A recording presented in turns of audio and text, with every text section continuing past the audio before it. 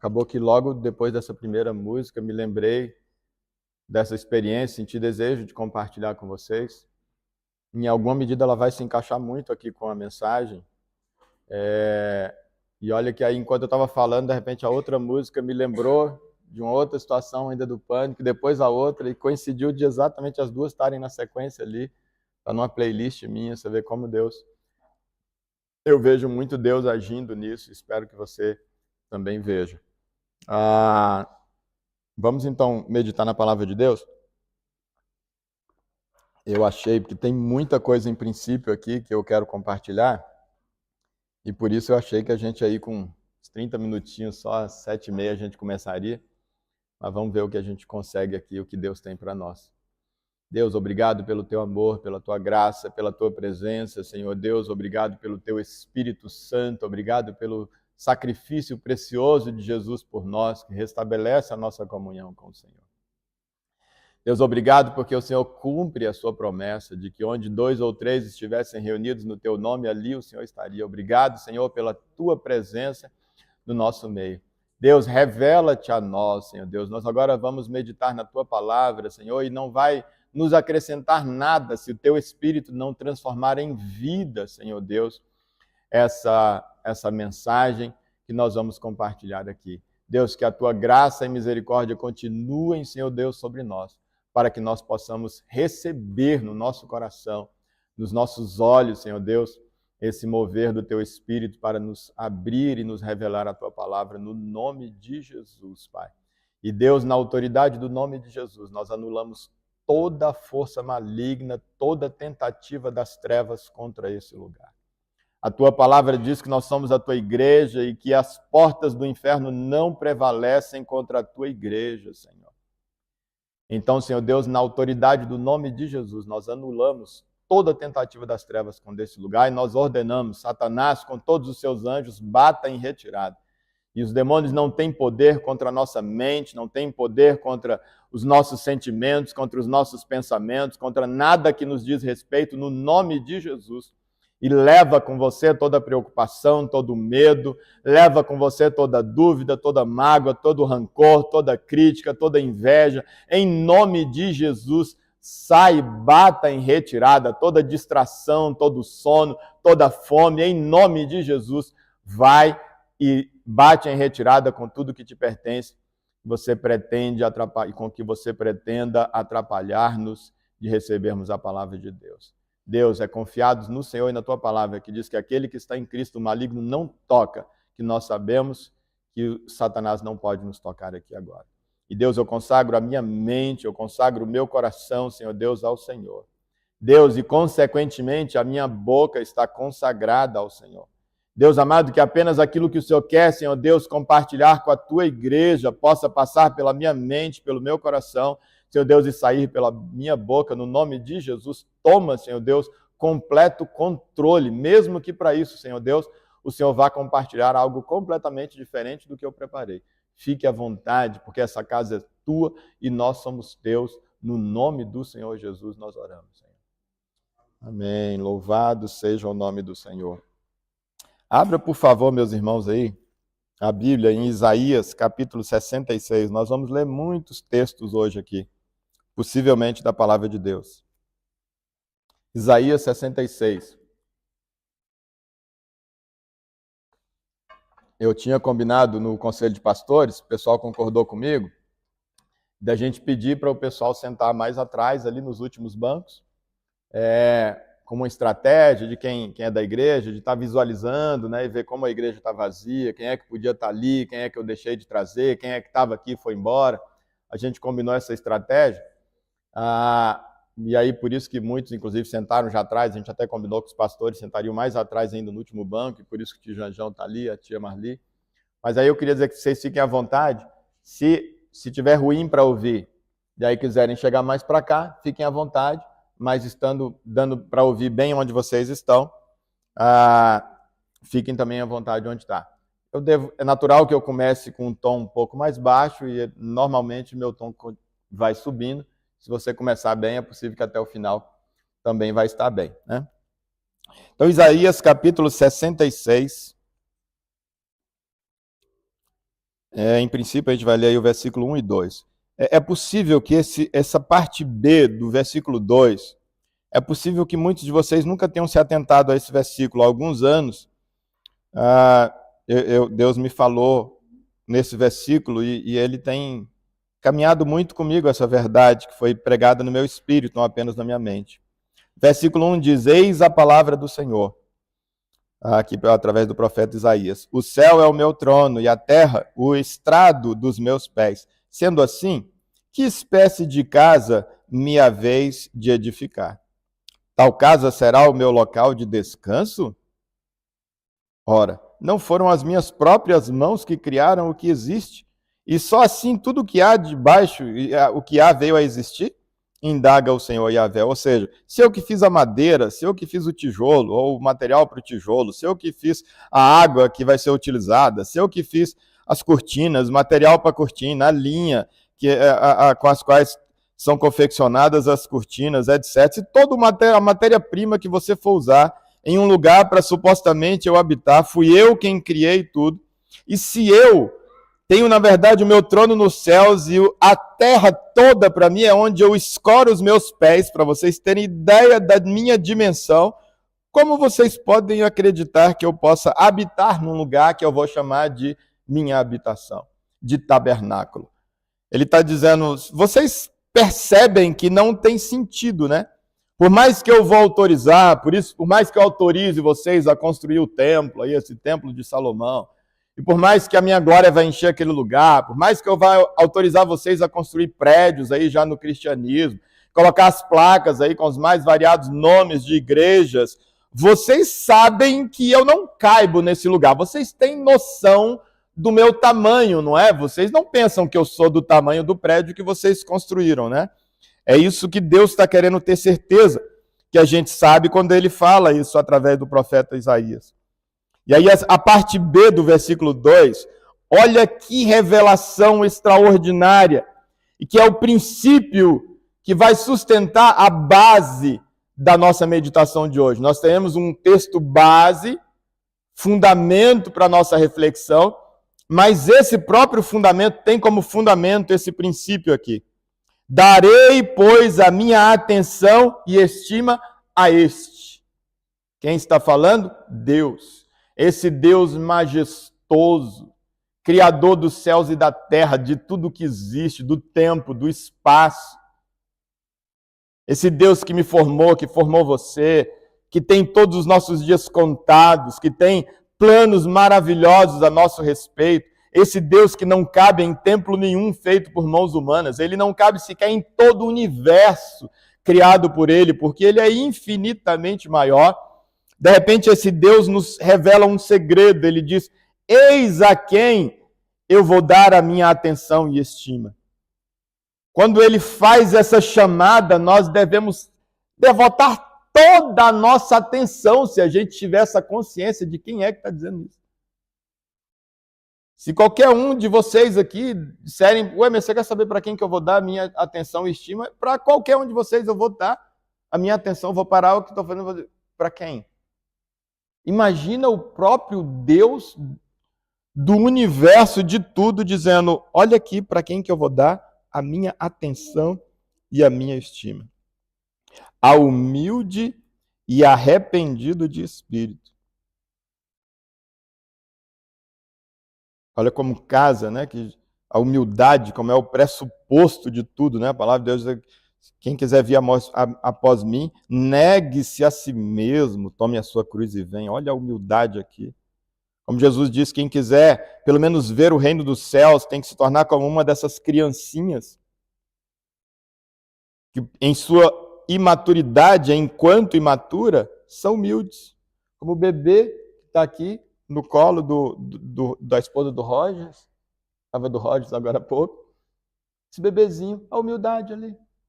Essa humildade dessa fase da inocência permite descansar, não está preocupado onde está, se vai ter comida, se não vai, se a mãe vai segurar ou se vai deixar cair, não tem preocupação, isso é humildade que faz descansar. É por isso que o pressuposto da atenção de Deus é a humildade no nível de uma criança, porque confia absolutamente. O bebê sabe que vai ter comida, que vai ter a vestimenta, que vai ter o colo, que vai ter a proteção, que vai ter o abrigo, que não vai faltar nem hoje, nem amanhã, nem depois da manhã. Humildade, olha o pressuposto. Por isso Jesus diz que ao arrogante, Deus diz que ele faz o que? Ele resiste. Ele diz, arrogante, nem venha. Diz, o arrogante, eu resisto, o arrogante, o soberbo. Mas ele dá graça ao humilde. O humilde, lembra dessa ilustração, o pastor, meu Deus, esqueci o nome dele. Passou uma vez ministrando num seminário de libertação, e aí ele, não foi o Weibe, não, e ele justamente dizendo, ele falou, imagina, tá lá o soberbo querendo se aproximar de Deus, eu quero Deus, eu amo Deus, mas aquele coração soberbo, e Deus diz, nem venha, só estica a mãozinha assim, e diz, mas não venha, amigão, você não vai me ter. Aí ele diz, mas a humilde, Deus aí ele foi e brincou, ele falou, Deus dá graxa ao humilde. Ele chega, joga graxa no sangue, o cara tá vindo, aí ele escorrega e vem com gosto de gás para cima de Deus. Eu não esqueço dele chamar de graça, de graxa, fazer essa ilustração e dizer, mas para o humilde vem pro lado dele, ele joga graxa, aí o bicho escorrega e vem com tudo para a presença de Deus, eu nunca me esqueço.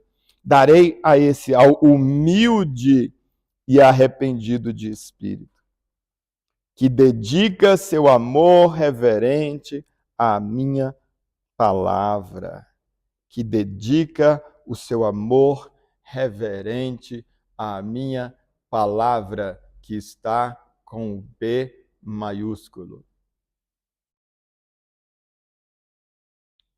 Quem ama a palavra de Deus com P maiúsculo, ama o próprio Deus. Ele está lá no versículo 3 de Gênesis. No princípio, versículo 1, estava Deus, Pai. No versículo 2, estava o Espírito de Deus pairando sobre a face das águas. No versículo 3, estava lá o Filho Jesus, a palavra tudo criador, e disse Deus Pai, haja. E ouve tudo. E João vai justamente retomar isso e apresentar e dizer, no princípio a palavra criou tudo, sabe aquela palavra criadora de tudo? Então essa palavra se fez carne e habitou entre nós. É Jesus, é o Filho de Deus. Então a palavra com P maiúsculo é o próprio Deus. Quem me ama com reverência e pode amar com reverência aquilo que de mim já está revelado, eu também vou dedicar o meu amor e a minha estima a essa pessoa. A contrário senso, nós podemos ler, eu não darei a minha atenção e eu não darei a minha estima a quem não for humilde e arrependido de espírito, e a quem não dedica amor reverente à minha palavra. Como eu amo a palavra de Deus, não é a verbalização disso, mas é a dedicação amorosa a essa palavra dele. Eu amo a sua palavra, então eu vou acordar querendo ler a sua palavra. Eu vou estar durante o dia meditando nela. Eu vou estar em casa de noite querendo ler a tua palavra. Eu vou aproveitar o final de semana que eu tenho uma folga e eu vou separar um pouco desse tempo para eu meditar na sua palavra. Por mais que a palavra aqui com P maiúsculo seja o próprio Deus, mas a palavra escrita é um pedacinho dele que já está revelado. E a minha mente precisa ser alimentada dela. Quando a minha mente é alimentada, que o meu cognitivo, já que a minha fé é racional, o meu cognitivo é alimentado por esse tanto de coisa que está aqui na palavra de Deus escrita, eu começo a entender e aí a minha invocação começa a ser uma invocação consciente. Agora que o meu espírito entendeu através da minha razão sobre Deus, conceitos de Deus, princípios de Deus, como ele age, eu amo a maneira dele ser, eu amo tudo como está narrado aqui na Bíblia, que aconteceu, até aquilo que eu não entendo, como eu amo, como eu tenho um desejo de entender aquelas partes que eu não entendi. Aí o meu espírito vai começar a invocar a Deus agora, não apenas enquanto apenas letra e palavra, mas enquanto essência. E o meu espírito agora faz uma invocação consciente de Deus. E aí esse Deus vem e se revela para mim. Então a palavra com P maiúscula ela vai ter esses dois sentidos aqui. Vamos para Mateus capítulo 13. Esse ali, como eu falei, era apenas a base da nossa base. Mateus capítulo 13. Oh Deus, fala conosco, Senhor. Naquele mesmo dia, versículo 1. Naquele mesmo dia, Jesus saiu de casa e foi assentar-se à beira do mar.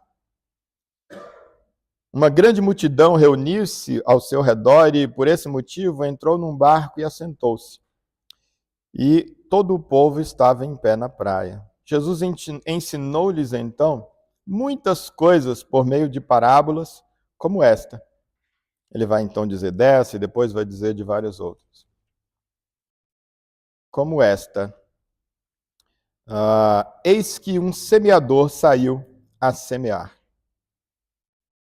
Enquanto realizava a semeadura, parte dela, dessa semeadura ou dessas sementes, caiu à beira do caminho, e vindo as aves, a devoraram. Outra parte caiu em terreno rochoso, onde havia uma fina camada de terra, e logo brotou, pois o solo não era profundo. Porém, quando veio o sol, as plantas se queimaram e, por não terem raiz, se secaram. Outra parte caiu entre espinhos. Estes, ao crescer, sufocaram as plantas, que também tinham até, portanto, germinado. Contudo, versículo 8, uma parte caiu em boa terra, produzindo generosa colheita, a 100, 60 e a 30 por 1. Versículo 9, aquele que tem ouvidos para ouvir, ouça. Quem ouviu essa leitura que eu acabei de fazer? Quem ouviu? Eu ouvi. Quem ouviu? Eu tenho certeza. Levanta a mão aí quem ouviu. Vê que não faz sentido, em princípio, alguém dizer isso que Jesus falou? Eu tinha certeza que todos vocês iam levantar a mão. Qual sentido teria de Jesus dizer: quem tem ouvidos para ouvir, ouça? Então, certamente o que Jesus está dizendo não é esse tipo de ouvir que nós acabamos de ouvir. Jesus, então, está falando de um outro ouvir, ou de um outro plano, de uma outra forma, de um outro lugar onde se deve ouvir, mas certamente não é isso que a gente acabou de ouvir. Não é isso? Senão não faria sentido, concordam comigo? Né? Então, veja, aquele que tem ouvidos para ouvir, ouça. Deus, então nós te pedimos, se não é desse ouvido aqui que o Senhor está falando, se não é dessa capacidade auditiva material, Senhor Deus, nós te pedimos, Senhor, revela então onde é que nós precisamos dessa capacidade para ouvir e fala conosco. Pai, no nome de Jesus nós te pedimos humildemente, reverentemente, Senhor, nós te pedimos. Versículo 10, então os discípulos se aproximaram dele e perguntaram: por que você fala com a multidão por parábolas? Ao que ele respondeu: porque a vós outros foi dado o conhecimento dos mistérios do reino de Deus, do reino dos céus. Mas a eles isso não lhes foi concedido. Pois a quem tem, mais se dará e terá em abundância. Aliás, falando nisso, a gente falou nesse princípio hoje, né, irmã, quando a gente chegou? A irmã do Carmo trouxe para a gente aqui uma esfirra, o irmão Cícero trouxe um refrigerante ali, e aí convidou a gente para, quando a gente terminar aqui, a gente poder ter esse momento ali. Ela pediu para eu avisar, eu falei, acho que quando eu olhar para você eu vou lembrar. Não lembrei ali, mas quando eu vi o texto que a gente estava até comentando, esse princípio de Deus, de quanto mais, quem mais tem, mais lhe será dado, aí lembrei disso. Então, a irmã Maria do Carmo Maria do Carmo está chamando a gente aqui, a irmã do Carmo, para a gente participar com ela. E aí, perdoe-me fazê-lo diante da igreja, que eu sei que você não gosta.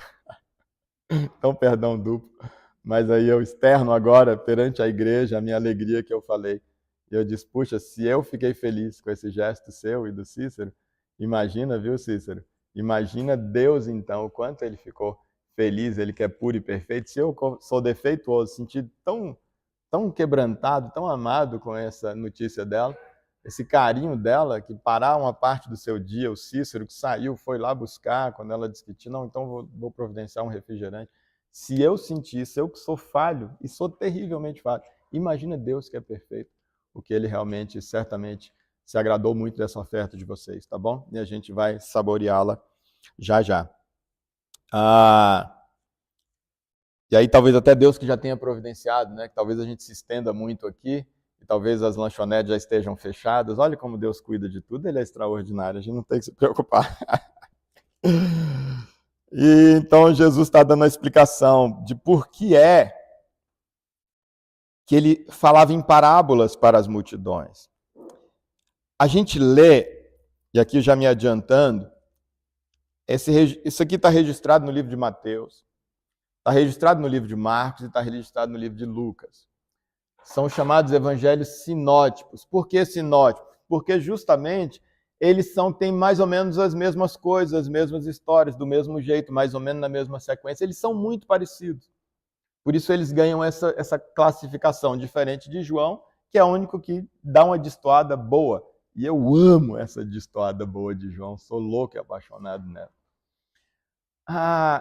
E Mateus, então, está aqui narrando isso, que ele pessoalmente, estando com Jesus, ouviu. Os outros dois evangelhos vão também contar essa mesma história, Marcos e Lucas vai também narrar essa história. Mas esse pedaço eles não vão detalhar.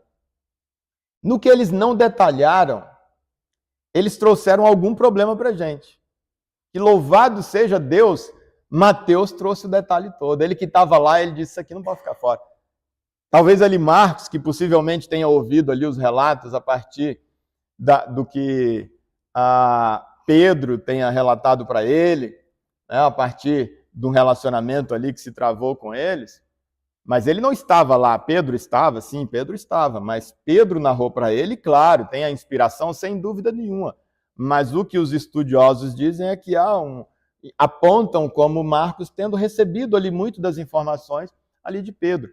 Lucas também, quando ele vai falar a respeito, ele não estava também com Jesus, e ele diz o quê? Tanto em relação a Lucas quanto a Atos, ele diz, olha, eu pesquisei minuciosamente, eu sou um estudioso, eu estudei essa matéria, eu fui atrás, eu peguei relato das pessoas, dos próprios discípulos, de gente, e eu trouxe, está aqui revelado aqui, detalhadamente, cientificamente, está aqui, é um relato aqui científico que eu estou fazendo aí, tanto o livro de Lucas quanto de Atos. Mas tem um detalhe aqui no livro de Mateus que eles não trazem e que é libertador. Porque quando a gente lê isoladamente essa referência aqui em Marcos e lê em Lucas, e a gente, mais ainda, se a gente vai no texto citado por Jesus lá em Isaías, que a gente possivelmente vai ler aqui, 66, Isaías 6, ele possivelmente, normalmente a gente tinha a sensação de que Deus estava dizendo o quê? Que Deus fechou o coração e a mente de algumas pessoas para que elas não entendessem a palavra, e é por isso que Jesus falava em parábolas para que as pessoas não entendessem. Se a gente lê o livro de Lucas e o livro de Marcos e a gente vai para a citação original lá de Isaías, essa é a impressão que passa. Inclusive lá eles usam o verbo diferente daqui, que aqui ele vai usar o porquê. A pergunta dos discípulos foi, por quê? Versículo 10. A resposta de Jesus, em consonância com a pergunta, e portanto faz muito mais sentido mesmo do que o relato de Marcos e de Lucas, Jesus responde, pois, olha, o 11 ele diz, porque a vós outros foi dado o conhecimento dos mistérios. Ainda na sequência do porquê, o 12 ele diz, porque a quem tem, mais lhe será dado. Está no contexto do porquê, já que a pergunta era porquê, ninguém perguntou para quê.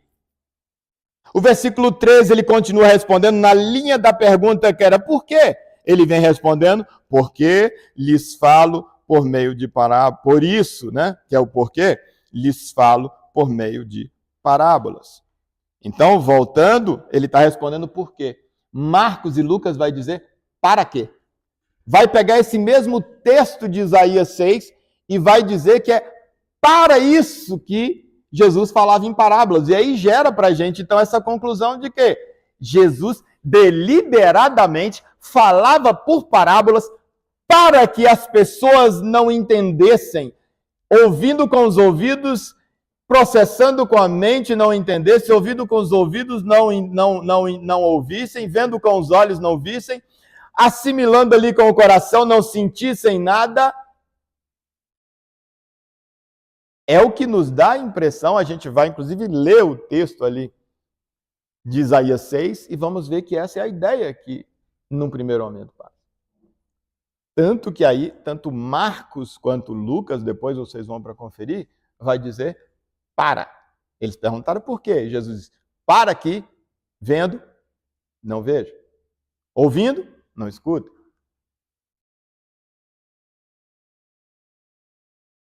E que o coração deles não possam assimilar a verdade. E para que eles não se arrependam. E para quem se arrependendo, eles não sejam salvos. Por causa da ótica do para quê, inclusive, o texto de Isaías é pego com essa literalidade e é dito desse jeito, como nós vamos ler. Mas aqui, louvado seja Deus por isso, Jesus, na verdade, não respondeu para quê. Desculpa. Um texto está dizendo por quê, o outro está dizendo para quê. Eu vou ter que escolher um dos dois. Eu vou ficar com Mateus, porque faz muito sentido. Inclusive, se Jesus não queria que a multidão entendesse, e era por isso que ele falava em parábolas, bastava Jesus dizer assim, eu não vou falar nada para vocês hoje. Não vou gastar saliva e ter que ficar bebendo água e pedindo PH toda hora para pegar mais água para mim. Jesus, eu não vou fazer isso. Já que é para vocês não entenderem, porque se entender vão se arrepender, e se arrepender vocês vão acabar sendo salvos, então eu não vou abrir minha boca e gastar saliva. PH, me dá mais um pouquinho. E quando eu tenho, então, esse confronto, uma contradição, sim, ela existe, mas a própria Escritura resolve ela, e vai ser sempre assim. Aqui está respondendo por quê, e lá está respondendo para quê. Só que o porquê aqui, ele está consonante com a pergunta, o que me leva, opa, essa resposta aqui tem uns pontinhos a mais para mim aqui na interpretação. Deus me deu uma fé racional, me deu inteligência, a pergunta foi por quê, o único que está respondendo por quê é esse aqui. Por enquanto eu vou ficar com esse. E quando eu penso que, ora, realmente não faria sentido um para quê? Para que eles acabem não se convertendo? Se a ideia de Jesus é que as pessoas se convertam, Deus, João disse que o propósito de Deus é que ninguém se perca. Obrigado, PH. Não faria sentido Jesus usar as parábolas como estratégia para que as pessoas não entendessem. Mas talvez fosse, de fato, é um porquê as pessoas não entendem e não um para que não entendem. E o porquê não entendem, já que não entendem, aí eu preciso dar essa desenhada para que eles possam entender. Vamos lá para Isaías, capítulo 6.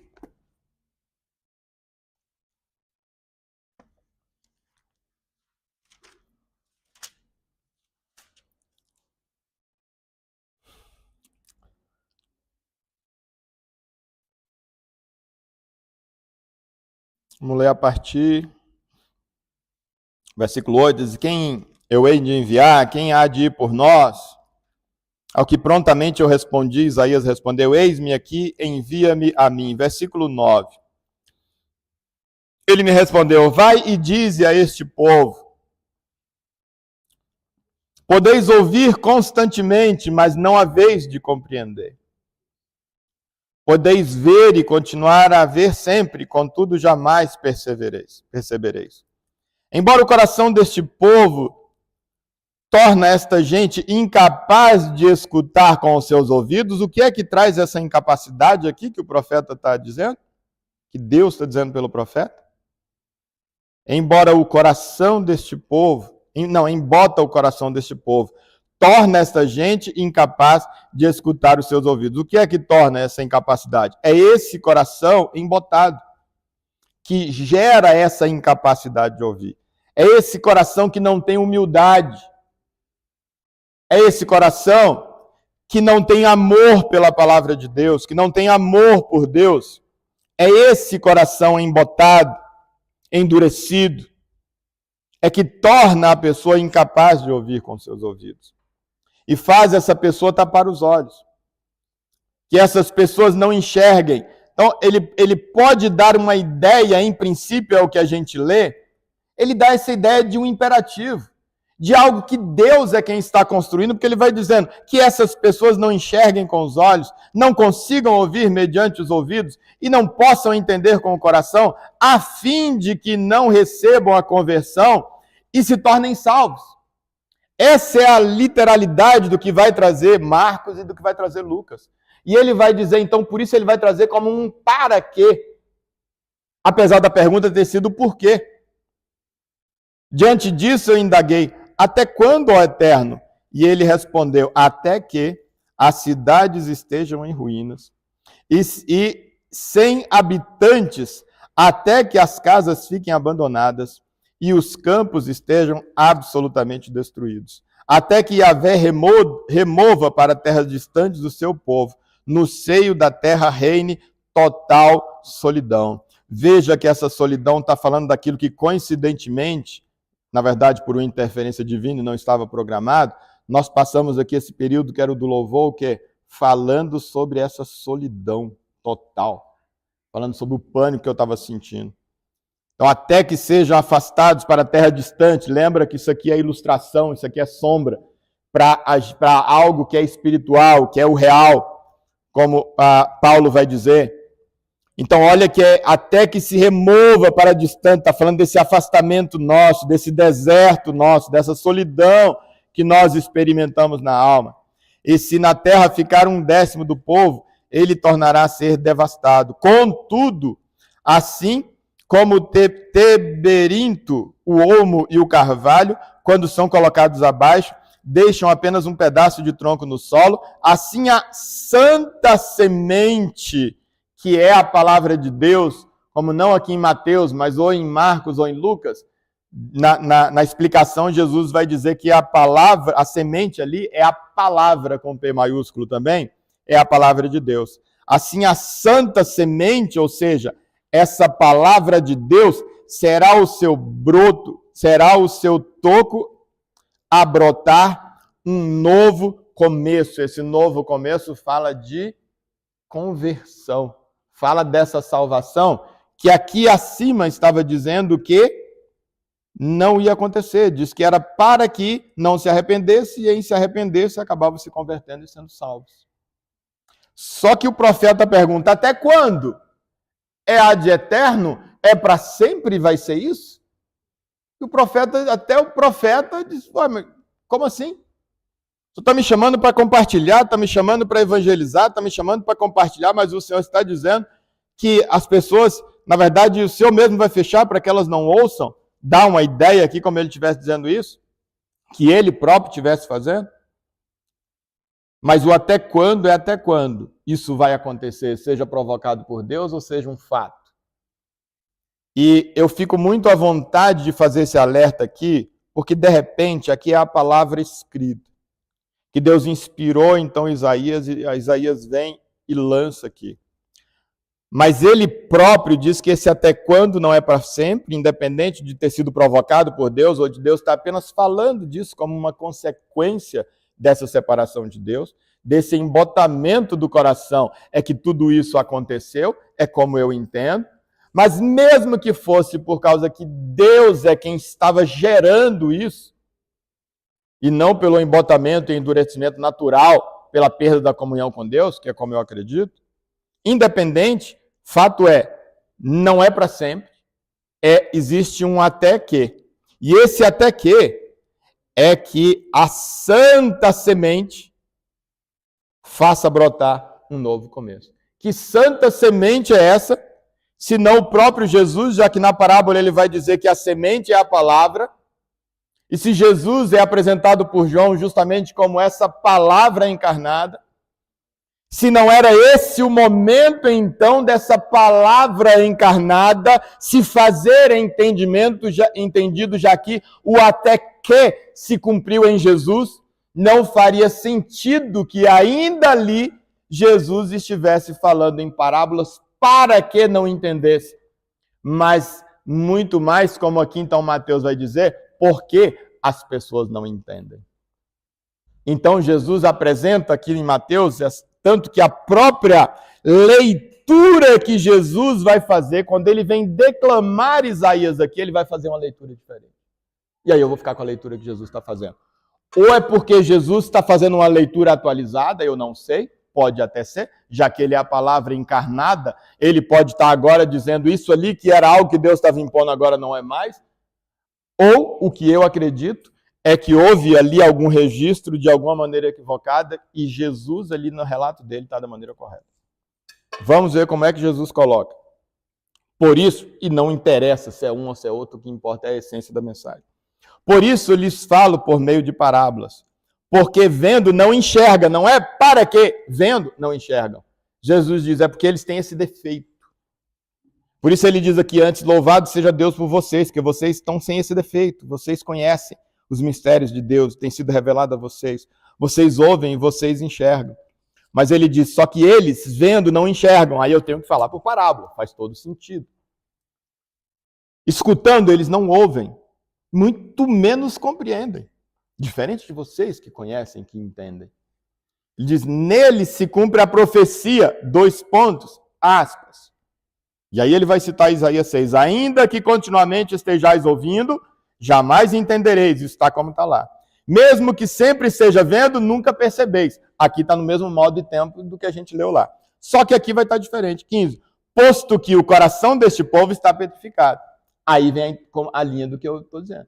Que aquele coração embotado, ele é a razão de tudo aquilo que está acontecendo. Jesus traz como sendo isso mesmo. Posto que o coração deste povo está embotado. De má vontade eles escutam com seus ouvidos. Olha o coração embotado que faz, má vontade. Jesus está trazendo esse extra aqui ao declamar Isaías. Ele é a palavra, ele pode fazer isso. Ele está dizendo que esse fechamento dos olhos aconteceu por causa do fechamento do coração. Como sendo um fato e não como sendo uma maldade. Não como sendo uma seleção, que alguns vão justamente usar textos como esse, para dizer de uma predestinação e dizer que Deus escolheu quem é e quem não é. E quem ele quiser revelar, ele fala, ele joga parábola na geral e ele só vai revelar para quem foi escolhido. Jesus está dando uma ideia de que não é assim. Ele está dizendo que é por causa do coração embotado, do coração petrificado e endurecido, ele gera uma má vontade para escutar. Eu já escuto não querendo ouvir. Esse negócio dessa palavra de Deus é aquele negócio que vai dizer que eu não posso transar, né? Tá, que eu posso, mas que tem um monte de limite, né? É aquele negócio que está dizendo que eu não posso fumar um baseado, tá, me embriagar ali, ficar doidão com baseado, que eu não posso beber e me embriagar, ficar doidão, deixar a vida me levar do jeito que ela quiser. Pô, é tão legal, é um barato. Cara, eu vou ouvir, mas não vou ouvir. Eu já sei o que é que vem dali. Ah, essa tal dessa semente aí que está sendo lançada, essa palavra dita, é aquela que tipo assim, vai me dar uma ideia que eu tenho que levar desaforo para casa, né? Eu vou ouvir, mas eu vou ouvir de um jeito diferente, de maneira que na hora do vamos ver, não é bem o que eu vou fazer. Ah, isso aí, sei como é que é. Essa semente, né? Essa palavra de Deus. Eu sei, eu tenho até assim uma resistência com esse negócio. Porque se for depender de eu seguir aí o que essa sementinha está dizendo, ou vai dizer, que eu até já imagino, por isso que eu já fico aqui já meio travado, fechado porque eu vou ouvir, essa semente costuma dar uma ideia de que eu não vou poder ficar tão rico quanto eu queria. Porque para eu ficar tão rico, tão próspero quanto eu queria, eu vou ter que dar uma sonegada de imposto, eu vou ter que dar uma burlada em algumas leis, eu vou ter que usar de uma certa esperteza que parece que não condiz muito com o amor. Eu vou ter que dar uma boa explorada nos meus funcionários, male entregar o que a lei me exige. Na verdade, não vou chegar nem nisso. Eu sei, essa sementinha dá uma tolhida boa, eu sei como é que é. Coração petrificado, 2 pontos, e a má vontade, de má vontade escutam com os ouvidos, por causa do coração que está petrificado. Fecharam seus olhos, para evitar que enxerguem com os olhos, ouçam com os ouvidos, compreendam com o coração, convertam-se e sejam por mim curados. Quem é que está fazendo isso? É o coração petrificado. Mas abençoados são os vossos olhos, porque vocês enxergam, os vossos ouvidos, porque vocês ouvem. Por isso, com certeza eu vos afirmo, que muitos profetas e justos desejaram ver o que vocês veem e não viram, e ouvir o que vocês ouvem e não ouviram. Mesmo que, numa hipótese, o próprio Deus é quem tenha de fato endurecido, não faz para mim o menor sentido. Para mim, se Deus endurece o coração do homem para que ele não se convirta, se era possível sem Jesus morrer, e só acabou não acontecendo porque Deus endureceu o coração do homem, para mim, desculpe, eu estou usando a fé racional que Deus me deu. Deus teria matado Jesus em vão. Deus teria, na verdade, armado uma casinha para Jesus. Não haveria a menor necessidade, só aconteceu porque Jesus foi quem endureceu o coração das pessoas que queriam a palavra dele. Estavam sedentas de verdade, mas Jesus diz, não. Deus diz, eu não vou deixar, porque senão vocês acabam se convertendo. A conversão não estava à nossa disposição. E não está à nossa disposição de ninguém da humanidade, porque a humanidade rejeitou Deus, rejeitou o Espírito Santo de Deus, rejeitou a inspiração de Deus, ao lançar a mão sobre a árvore do conhecimento do mal, do bem e do mal, tomado o seu fruto, ela diz, eu daqui para frente é que vou tocar a minha vida. E Jesus disse, no dia que vocês fizerem isso, Deus falou, vocês certamente vão morrer. E morte, a palavra de Deus diz que é o quê? Separação. No caso aqui, separação de quem? Separação de Deus. Essa separação, que é uma consequência do pecado e, portanto, um fato, ela é o que nos impede de ouvir a palavra de Deus, impede o nosso coração de sentir o que Deus quer que nós sintamos. Então, por mais que o texto possa dar uma ideia na leitura, seja na tradução, o que for, que Deus endureceu o coração, quem endureceu o coração foi o ser humano que diz assim, daqui para frente eu vou seguir sem você, Deus, dá licença, obrigado. Esse é o endurecimento do coração, endurecimento para Deus. E, consequentemente, sendo Ele a fonte do amor e da vida, nosso coração endurece. A gente fica incapaz de amar Deus, incapaz de buscar Deus e incapaz de amar o próximo. Mas, como eu disse, independentemente, seja uma versão, seja outra, fato é, portanto, não muda nada. Jesus é essa semente. Essa palavra, o profeta mesmo, até que Jesus, essa semente, possa vir para produzir e trazer essa vida. E se é Jesus quem vai produzir isso, a gente já estava quase na metade aqui do que eu queria, e a gente então vai parar por aqui, eu não vou fazer isso com vocês, e a gente continua no próximo domingo. Tem algo muito, muito excelente de Deus aqui para continuar para a gente, mas eu não vou nem me ficar tentado a correr e nem fazer com que vocês tenham que ficar aí muito mais tempo. Então eu deixo para a gente continuar a outra parte no próximo domingo, e a gente vai fechar aqui só com esse raciocínio. O que é que impedia as pessoas, seja numa versão, seja na outra, seja numa interpretação, seja na outra? Fato é, o que é que impede as pessoas de ouvir, de em ouvindo ouvirem, de em vendo de fato enxergarem, e de fato sentirem com o coração e de fato se converterem? O que é que impede por esse texto que a gente leu? O coração embotado e endurecido. Se é o coração embotado e endurecido que faz isso, e como a gente viu a parábola, nós vamos detalhar ela então no próximo domingo, mas a parábola deu a ideia o quê? De que o problema lá é que tem uma semente que não produziu, por quê? Porque caiu à beira do caminho, a outra porque caiu lá num terreno pedregoso, rochoso, a outra porque caiu num lugar que tinha espinho que cresceu junto, e a única que produziu era aquela que caiu num bom terreno.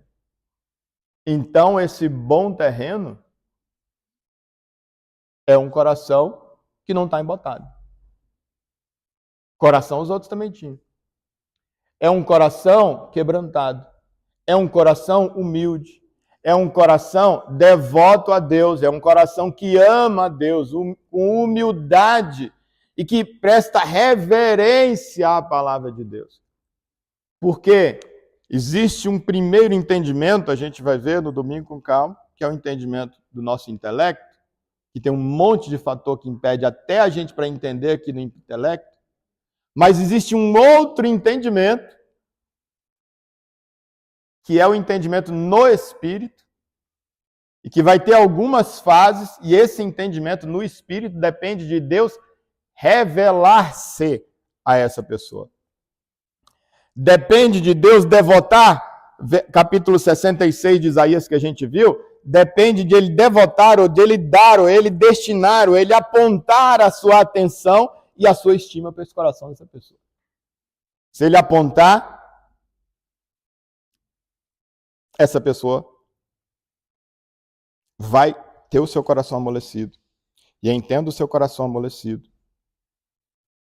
Essa pessoa vai ouvir, de fato e de verdade, vai enxergar de fato e de verdade, e ela vai, de fato, ser salva. E em sendo salva, ela vai produzir os frutos para que essa palavra veio.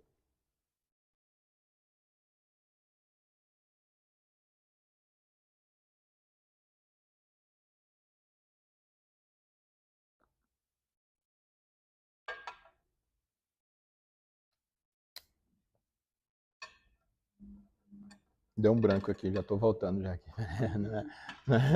Não é nem o Espírito que está falando, não, deu branco mesmo. Tomara que ele aproveite o branco para poder falar alguma coisa, né? Seria ótimo. Louvado seja o nome do Senhor. Então, o coração, nós que tivermos esse... sim, me lembrei.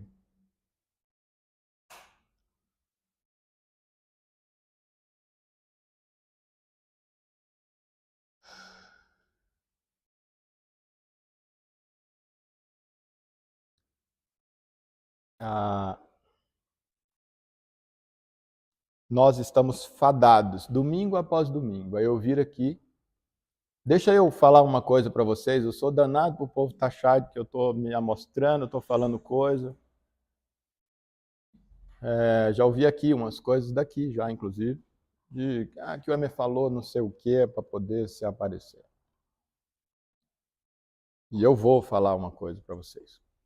Eu estou em jejum hoje aqui. Desde sexta-feira eu estou recolhido e estou em jejum por essa mensagem aqui para vocês, que nem era essa, na verdade. E a mensagem mudou. Era a sequência que a gente estava.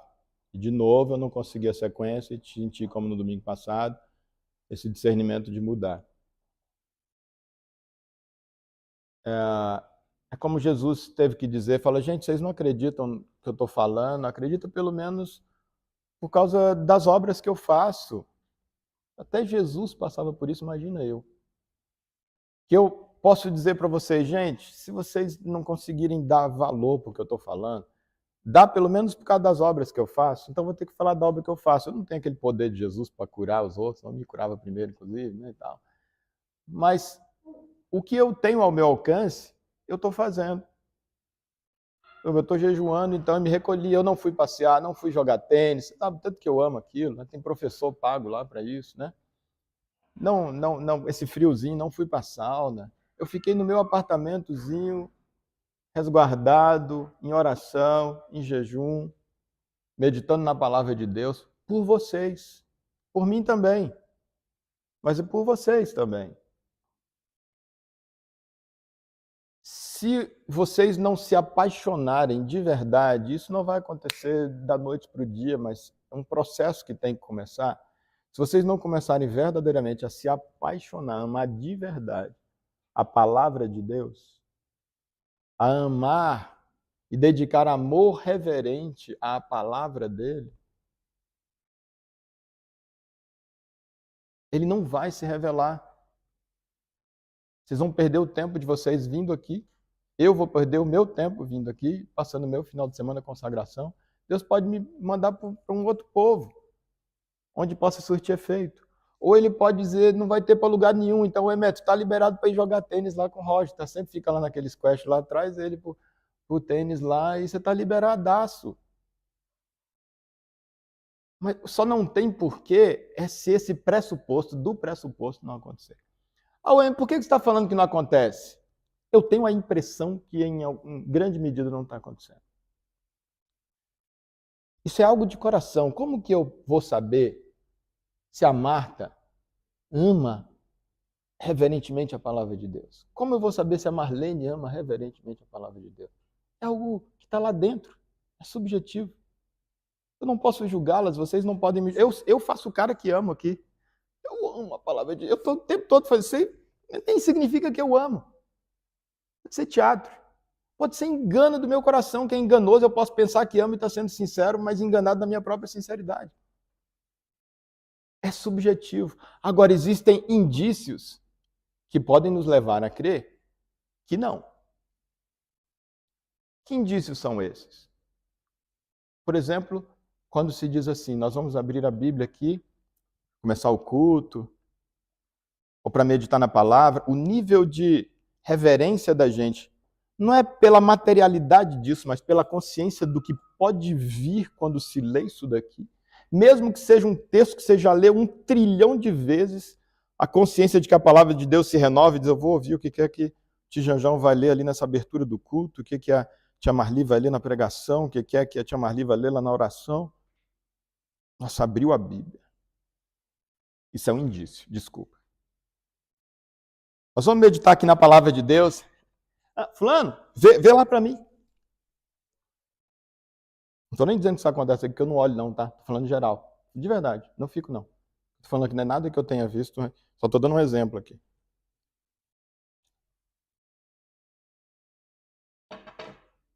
É um indício de que eu não tenho esse amor reverente por esse negócio aqui. Por esse negócio. Eu não sei se vai chegar no outro nível que é da revelação do Espírito. Mas até para chegar nesse eu preciso de uma compreensão na minha mente. E se ela acontecer na minha mente, acho que Deus está na hora de acabar, porque eu fui mexer aqui e ligou aqui sozinho. Vou terminar, Deus. Desculpa, eu não entendi o recado. O quanto a gente dedica do nosso tempo, e tempo é dinheiro. E a Bíblia diz, onde estiver o seu tesouro, aí estará o seu coração. Quanto de tempo e, portanto, de tesouro eu dedico para esse negocinho aqui, que é a palavra dele escrita, embora não sendo ela ainda absoluta, mas a escrita, esse é o que está à minha disposição, independentemente do profeta. Independentemente da qualidade do tanto que o pastor estudou, que orou, que jejuou. A leitura literal aqui para mim tá. E eu vou ler e dizer, Deus, o quanto eu faço isso ao longo da minha semana pedindo, me revela alguma coisa nisso aqui. Não estou tintindo nada, mas amanhã eu vou ler de novo, porque eu tenho amor por isso aqui. Continuo não tintindo nada, mas eu vou continuar lendo. Como eu falei, eu passei 1 ano sem tintir nada, mas eu continuei lendo. E fui em não conseguindo, tive Deus me chamando, eu fui para um fim de semana, onde eu passei o fim de semana todo, não conseguia nem orar, era só lendo, Salmos era a minha oração, sem tintir absolutamente nada, mas eu amo isso e eu dizia, eu preciso voltar a sentir a presença de Deus e a revelação de Deus quando leio isso, eu preciso voltar a ter um prazer de Deus nessa leitura. Então, um indício para mim muito sério é o quanto eu estou dedicando ao longo da minha semana para ler esse livro. É só de manhã? É só uma vez por dia? É só um versículo por dia? É só um capítulo por dia? É só um livro por dia? É só todo dia? Não é todo dia? Indício. Isso não diz nada. Eu posso estar só estudando, é conteúdo, é para contestar não sei quem. Não é, mas existe um monte de gente que lê a Bíblia pra caramba, muito e muito mais do que muitas pessoas cheias de Deus, mas ela não ama aquilo. Ela faz com outras motivações.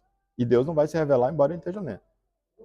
Agora, ninguém põe na minha cabeça que alguém ame a Deus e não se devote à leitura da palavra de Deus. Isso eu não consigo. Então, duas coisas. Existe quem lê muito, gasta muito tempo lendo, mas não é apaixonado pela palavra de Deus. Não tem amor reverente por ela. Faz por obrigação, faz por interesse, faz sei lá por quê. Existe. Portanto, esse é apenas um indício. A pessoa está lendo muito, não é prova. Agora, a pessoa que não lê, que praticamente não lê, que apenas no domingo aqui, male, ela devota a sua atenção aqui, não pode dizer que essa pessoa tem amor reverente pela palavra de Deus. Pelo amor de Deus. Não vamos nos enganar. Não tem nenhum sentido isso. Isso não vai acontecer da noite para o dia.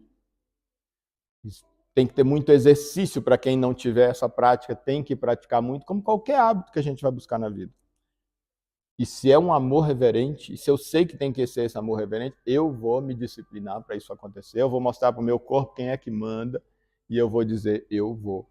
Tenho um domínio próprio, e eu vou mostrar quem é que manda aqui, e eu vou ler. E eu vou ler esse trem até eu começar a ter paixão por isso, até eu começar a gostar. Porque é um ciclo. É um ciclo. Eu estou buscando a parte intelectual e estou dando a minha atenção no nível que dá sem o espírito. Uma hora Deus vai falar assim, tu tá levando a sério esse negócio, hein? Eu vou dar uma reveladinha para você aí. Vou dar um tira-gosto para você, só para você sentir que você está no caminho. Aí Deus vai lá e dá um gostinho. Ele revela um negócio e você fala assim, caraca, velho. Uma leitura sozinho em casa, aqui na igreja, numa célula, não sei o que. Aí você dá aquilo que você amava reverentemente, você diz... Aí você continua buscando. Aí ele revela mais. Aí é que você busca mesmo. Aí ele revela mais ainda. Aquele que nada tem, aquele que muito tem, mais lhe será dado. Esse é o princípio. E Jesus falou aqui. Aquele que quase não tem, até aquilo que ele nem tem, vai ser tirado. Por quê? Porque o que tem, o coração está em Deus, o olhar está voltado, aí é que o coração amolece mesmo, porque ele recebeu, deu fruto, e aí é que ele busca mais, e etc, etc. O que não, porque está fechando, um abismo chama outro abismo. Ele vai ficar cada vez mais duro e, portanto, cada vez mais cego. E é por isso que aquele que não tem, ou que quase não tem, até aquilo que ele nem tem, lhe vai ser tirado. Então esse é o desafio, meus irmãos, a gente continua no próximo domingo, é a palavra de Deus para nós. Palavra de Deus. E eu vou convidar vocês para a gente tomar a Santa Ceia, meditando justamente nisso. E o convite é, você está convidado a tomar a Santa Ceia se, e somente se, você tem esse compromisso com Deus. E Deus, eu vou... Não interessa o nível que você está, o meu. Cada um onde está e dizer assim, Deus, eu vou levar mais a sério esse negócio de amor reverente pela sua palavra. Eu vou levar isso mais a sério. As várias oportunidades que eu tiver. Se você tem essa consciência, isso é o examine, pois, o homem a si mesmo. Com essa consciência de corpo, e sendo o corpo Cristo, que é o cabeça, e ele é a palavra, o cabeça é a palavra. Então, no consciência de corpo, eu estou que eu sou ligado à palavra. Então, apenas pode participar da Santa Ceia quem tem um compromisso de levar mais a sério, não interessa o tanto que está levando, mesmo que já estiver levando a sério. Levar ainda mais a sério, porque a nossa referencial é Jesus, a estatura de Cristo sempre tem algo a mais para a gente conseguir. Então, quem tem essa consciência, ao discernir o corpo, ao entender o que é o corpo, se posicionar no corpo, eu faço parte.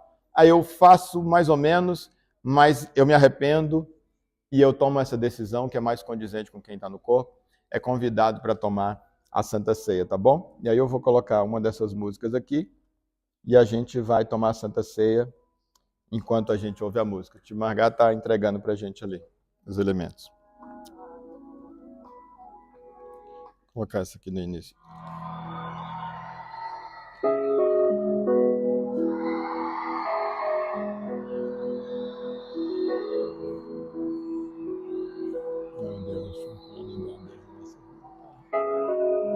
Seja o Senhor, Deus, em primeiro lugar na nossa vida, Pai.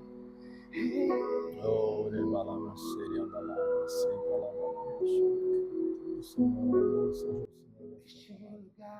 Tu és real.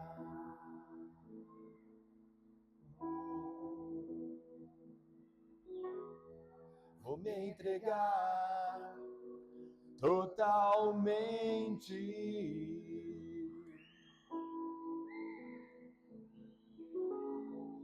O teu toque abriu os olhos do meu coração. Eu posso enxergar e entender. Dá-nos esse toque. Se eu me humilhar diante do teu altar e sacrificar aquilo que vim buscar, tu inclinarás os teus ouvidos ao meu clamor. Mas vale um dia. Obrigado, Tio, valeu. Obrigadão, hein? Deus abençoe. Que toda a vida, sem jamais te conhecer, tu és minha fonte, minha colheita, minha herança. Aleluia, Jesus. É o Senhor, Deus. És tu, Senhor. Toca-nos, Senhor. Toca-nos, Senhor Deus. Molda-nos a partir do teu toque, Senhor. Oh, Deus. Me entregar totalmente.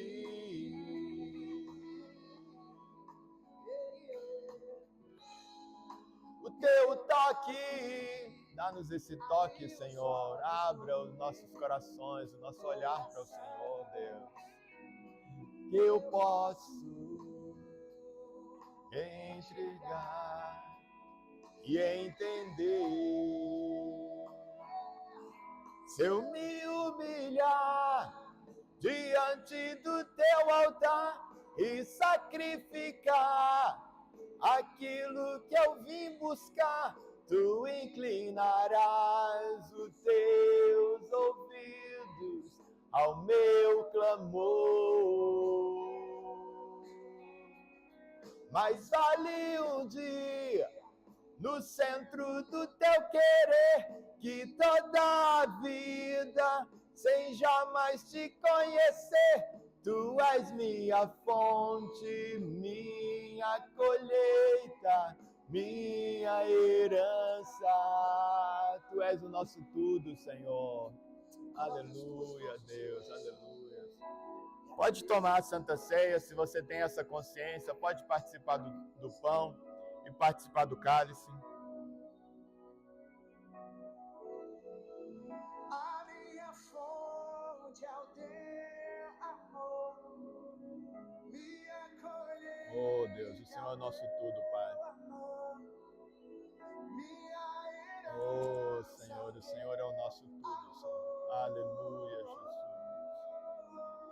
Aleluia, aleluia, aleluia, aleluia, Jesus. Aleluia. Obrigado, Deus, pela tua presença, Senhor. Obrigado pelo teu doce Espírito Santo, Senhor. Obrigado, obrigado, obrigado, Senhor. Obrigado pelo sacrifício de Jesus que nos permite, Senhor Deus, esse acesso ao Senhor. Nos permite, Senhor Deus, o quebrantamento dos nossos corações, Deus. Aleluia.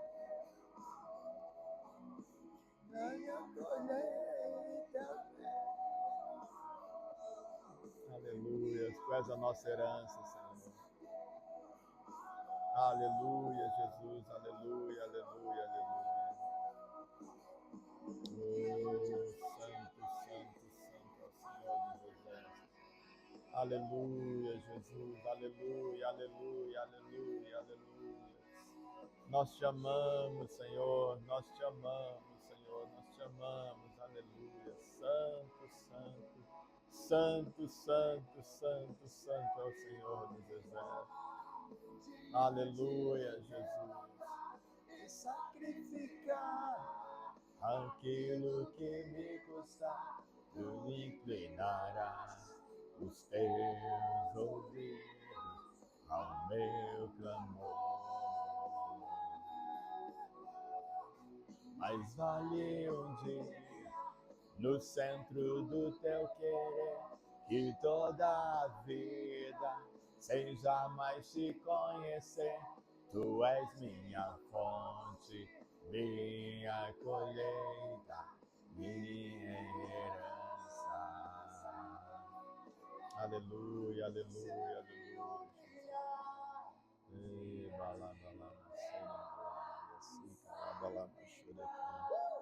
Aleluia, Jesus.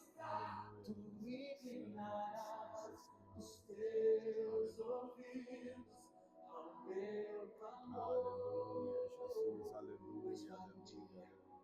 Mas vale um dia no centro do teu querer, que toda a vida sem jamais te conhecer. Tu és minha fonte, minha colheita, minha